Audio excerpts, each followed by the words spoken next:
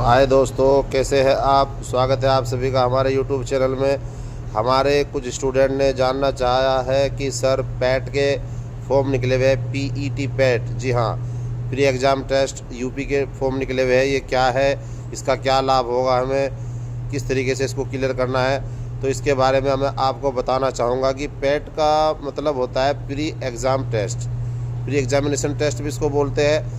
मतलब ये है कि जैसे हमारे उत्तर प्रदेश में यूपी SSSC है जो भर्ती निकालती है ग्रेड सी की। उत्तर प्रदेश में जितनी भी ग्रेड सी की भर्ती निकलती है, जैसे लेखपाल की भर्ती निकलती है जिसको हम पटवारी बोलते हैं, या वीडियो ग्राम पंचायत अधिकारी की भर्ती निकलती है, या इसी तरीके से जूनियर ट्रांसलेटर की भर्ती निकलती है।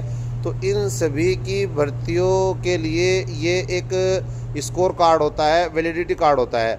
मसलन कि कहीं पर अगर 100 भर्ती निकली है, जी हाँ, अगर पटवारी की 100 भर्ती है और फार्म वहाँ पर पहुँच जाते हैं 10,000, तब 10,000 बच्चों का एग्ज़ाम लेना भारी हो जाएगा। तो सरकार क्या करती है, बोर्ड इसमें ये करता है कि जिन बच्चों ने पैट क्लियर किया है उन सबको फार्म भरने के लिए कहा जाता है, और फिर पैट की एक मेरिट बनती है।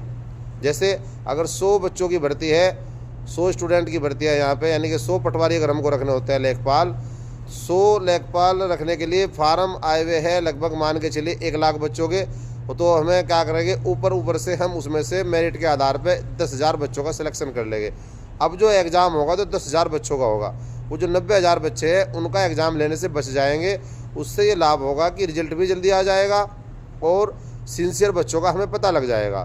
तो इसके लिए आपको करना क्या है कि अगर आपने 10वीं पास की है या 12वीं पास की है और आपकी आयु 18 से लेके 40 वर्ष के बीच है, कुछ भर्तियाँ ऐसी होती है जिसमें 30 साल की भी एज मांगी जाती है। यानी कि अगर आपकी उम्र 18 से 40 साल के बीच में है तो आप पैट का फॉर्म भर सकते हैं। जी हाँ, पैट का फॉर्म जाहिर सी बात है कि जब ये 10वीं इसकी क्वालिफ़िकेशन है, 10वीं के आधार पर ये होता है, तो इसका जो सिलेबस है दोस्तों वो भी 10वीं का ही होता है। अगर आपने अच्छे से विज्ञान, गणित, हिंदी और अंग्रेजी को अच्छे से पढ़ा है और एक छोटी मोटी कोई भी किताब लेकर आप रीजनिंग पढ़ सकते हैं, तो आप पैट के एग्ज़ाम को आसानी से क्लियर कर सकते हैं। इसमें होता क्या है कि ये 200 अंक की एक परीक्षा होती है।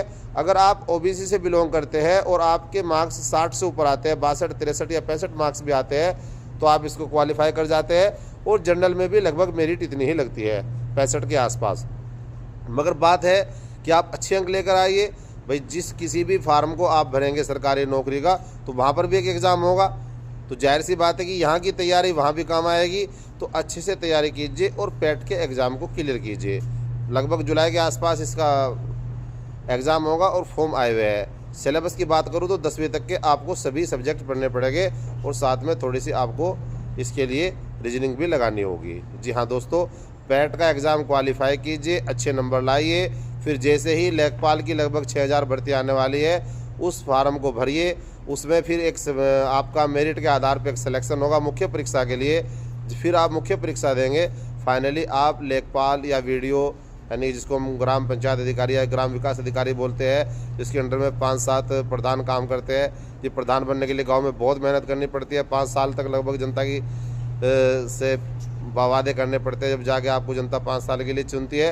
अगर आप 1 साल की अच्छे से मेहनत करती है तो आप ग्राम पंचायत अधिकारी बन सकते हैं, जिसके नेतृत्व में लगभग 10-12 या 8-7 के आसपास ग्राम प्रधान कार्य करते हैं। तो हो जाइए तैयार, उठाइए अपनी किताबें। जी हाँ, सबसे पहले सिलेबस को देखिए, उसके बाद अपनी किताबें चुनिए और फार्म तो आपको पहले भरना ही है, और तैयारी कीजिए। Best of luck. जय हिंद।